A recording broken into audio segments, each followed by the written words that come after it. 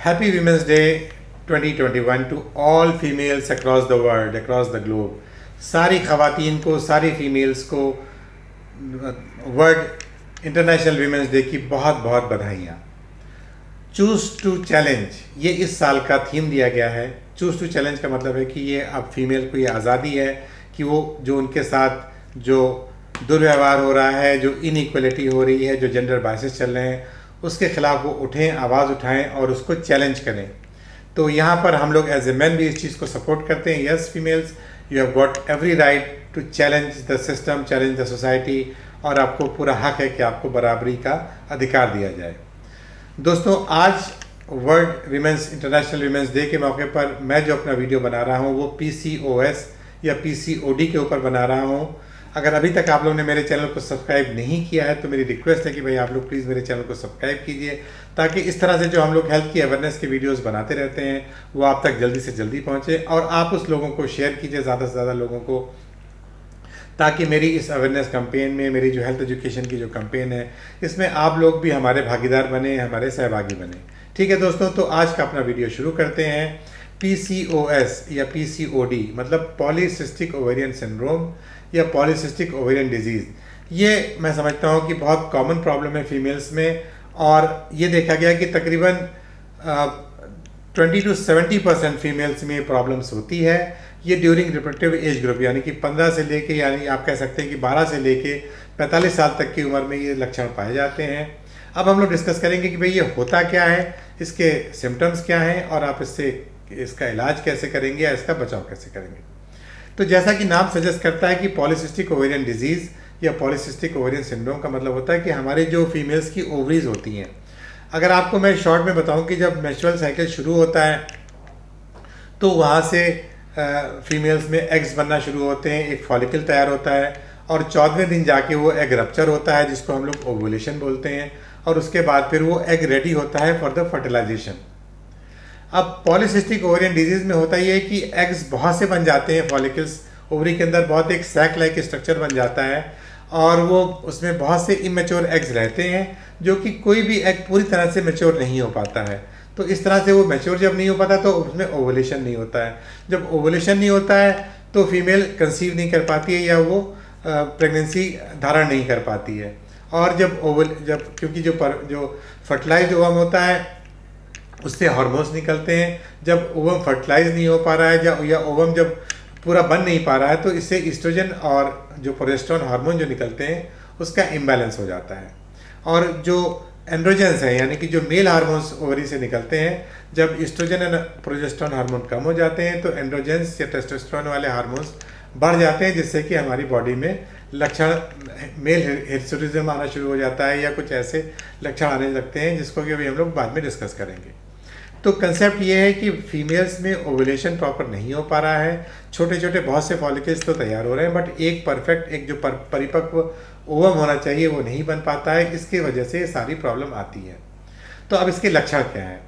देखिए, इसका जो सबसे इम्पॉर्टेंट लक्षण है कि पीरियड्स का इरेगुलर होना या पीरियड्स का ना होना, या पीरियड्स के दौरान हैवी ब्लीडिंग हो जाना, सबसे इम्पॉर्टेंट लक्षण तो ये हो गया। इसके अलावा जो जैसे मैंने बताया कि क्योंकि मेल हार्मोन्स बॉडी में ज़्यादा बनने लगते हैं तो फीमेल्स में कुछ मेल कैरेक्टरिस्टिक्स आने लगती हैं, जैसे चेहरे के ऊपर बाल निकल जाना, दाढ़ी के बाल, मूंछ के बाल, या चेस्ट पे बाल, या इवन हिप्स के रीजन में भी बाल आने शुरू हो जाते हैं, जिसको हम लोग हिर्सुटिज्म बोलते हैं। तो ये बहुत बड़ा एक कॉस्मेटिक रीज़न बन जाता है जिससे लड़कियों को बहुत परेशानी होती है। इसके अलावा उनके चेहरे पे एक्ने बहुत होने लगता है, स्किन बहुत ऑयली हो जाती है, और टेस्टोस्टेरोन और एंड्रोजेंस की एक्सेस की वजह से चेहरे पे मुहासे बहुत आने लगते हैं, जिसकी वजह से बहुत ज़्यादा प्रॉब्लम होने लगती है। इसके अलावा जो बॉडी में इंसुलिन रेजिस्टेंस डेवलप होने लगती है, जिससे बॉडी में शुगर्स वगैरह डाइजेस्ट नहीं हो पाते हैं, और ये ओबेसिटी और कोलेस्ट्रॉल को फिर बढ़ावा देते हैं। बॉडी में LDL कोलेस्ट्रॉल बढ़ने लगता है, फीमेल ओबीज हो जाती है। तो ये इस तरह के लक्षण उसको आने लगते हैं। तो अगर हम लोग लक्षण को समराइज़ करें तो एक तो पीरियड्स का इरेगुलर होना, पीरियड्स में ज़्यादा फ्लो होना, या पीरियड्स बिल्कुल ना होना, ये एक लक्षण हो गया।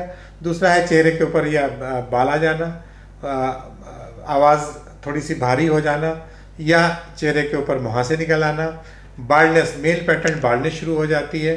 तो ये सारे लक्षण आने लगते हैं। प्लस मोटापा शुरू हो जाता है, इंसुलिन रेजिस्टेंस की वजह से बॉडी में फैट डिपॉजिट होने लग जाता है और मोटापा हो जाता है। तो जब इन सारी चीज़ों को हम मिला के कहते हैं तो इसको पॉलीसिस्टिक ओवेरियन सिंड्रोम बोलते हैं। पॉलीसिस्टिक ओवेरियन सिंड्रोम और डिजीज़ में यही फ़र्क है कि डिजीज़ का मतलब होता है कि जो डिजीज़ आपके खाली ओवरी में जो दिखाई दे रही है उसको हम लोग डिजीज़ बोलते हैं। बट तीन में से अगर आपके पास दो लक्षण आ रहे हैं कि आपका इरेगुलर मेंसेस हो रहे हैं, और जब इसमें इस वजह से फीमेल्स को कंसीव करने में बहुत प्रॉब्लम होती है, क्योंकि जब ओवम परिपक्व नहीं हो रहा, जब ओवम रेडी नहीं हो रहा फर्टिलाइजेशन के लिए, तो इसमें इनफर्टिलिटी की प्रॉब्लम बहुत आती है और फीमेल्स को स्टेरिलिटी या इनफर्टिलिटी की प्रॉब्लम्स आने लगती है। तो दोस्तों पीसीओडी एक कॉमन प्रॉब्लम है, और अब हम लोग आते हैं कि भाई इसका हम ट्रीटमेंट क्या कर सकते हैं या इससे हम बचाव कैसे कर सकते हैं। देखिए ये देखा गया कि इसके कारण क्या हैं। कारण अगर देखा जाए तो इसमें ज़्यादातर में देखा गया कि जेनेटिक्स इसमें रोल करती है और लाइफ स्टाइल की जो प्रॉब्लम्स आ रही हैं। अगर आजकल के हिसाब से देखें तो जेनेटिक का तो मतलब होगा कि अगर फैमिली में अगर बच्चे की माँ को इस तरह के सिम्टम्स उसकी जवानी में हुए हैं तो बच्चे में इस तरह के लक्षण आने की संभावना रहती है। इसके अलावा जो मैं समझता हूँ कि आज के दौर में जो सबसे लीडिंग कॉज आ रहा है वो हमारी लाइफ स्टाइल की जो प्रॉब्लम्स आ रही हैं। बच्चों में जंक फूड बहुत बढ़ता जा रहा है, एक्सरसाइज हमारे बच्चे बिल्कुल नहीं कर रहे हैं, और हमारे बच्चे जो स्लीपिंग पैटर्न डिस्टर्ब हो रहा है, एंग्जाइटी में जा रहे हैं, खाने पीने का कोई रूटीन नहीं है। तो लाइफ स्टाइल की वजह से जो प्रॉब्लम आ रही है, तो मैं उसमें ये जो पीसीओएस या पीसीओडी का जो मेन इंपॉर्टेंट काज आज के कारण में हम लोग देख रहे हैं वो लाइफ स्टाइल चेंजेस हैं, जिसमें सीडेंट्री लाइफ स्टाइल और एक्सेसिव जंक फूड्स और प्रॉपर लैक ऑफ स्लीप और डिप्रेशन का होना, इसकी वजह से भी पीसीओएस के सिम्टम्स आने लगते हैं। अब आता है कि भाई इसका हम ट्रीटमेंट कैसे करेंगे। तो जैसे कि मैंने बताया कि जो कॉज है उसको आप ट्रीट करिए। तो सबसे इंपॉर्टेंट कॉज है लाइफस्टाइल की प्रॉब्लम्स। तो सबसे जो इंपॉर्टेंट इसमें आता है वो अपने लाइफस्टाइल चेंजेस कीजिए।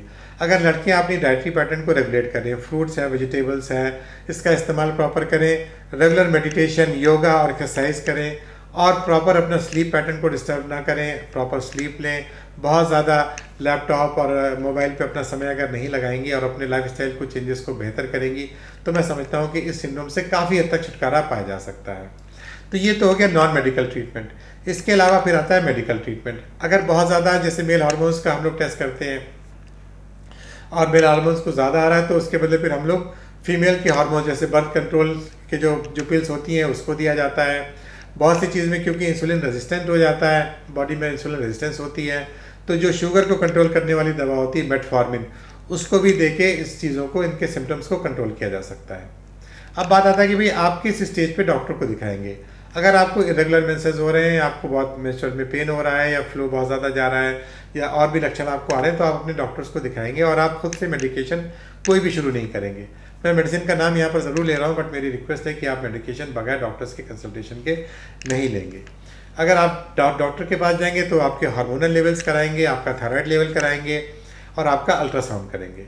अल्ट्रासाउंड में बिल्कुल ये छोटे छोटे फॉलिकल्स एक नेकलेस की तरह, हार की तरह इनके पिक्चर आती है, तो इसको एक मोती के पर्ल की तरह का जो अपीयरेंस आता है, इसको आपको अल्ट्रासाउंड में उसको दिखाई दे जाएगा, जिसके बेसिस पे वो आपको पीसीओडी या पीसीओएस डायग्नोस करेंगे और फिर उसके हिसाब से आपका ट्रीटमेंट चालू होगा। ट्रीटमेंट में अगर आपको इनफर्टिलिटी के केस, अब जैसे फीमेल शादीशुदा फीमेल है और उसको ये सिम्टम्स आ रहे हैं और वो कंसीव नहीं कर पा रही है, उसको गर्भ धारण करने में दिक्कत आ रही है, तो उसका इलाज बिल्कुल अलग है। उसके लिए मैं दवा इसमें नहीं बताऊंगा क्योंकि उसका मिसयूज़ हो सकता है। तो उसके लिए डॉक्टर्स आपको हार्मोन के इंजेक्शन देते हैं, हार्मोन्स की दवाएँ चलाते हैं और शुगर की दवा भी आपको दी जाती है, जिससे कि आपका ये सारे जो मेल हार्मोन्स जब आपकी बॉडी में कम हो जाएंगे, आपका एस्ट्रोजन प्रोजेस्टेरोन का लेवल जब आपका नॉर्मल आने लगेगा, तो आपकी बॉडी में फिर ओवुलेशन प्रॉपर होने लगेगा। जब प्रॉपर तरीके से अंडा बनने लगेगा तो जाहिर सी बात है आपके फर्टिलाइजेशन के चांसेस भी बढ़ जाएंगे।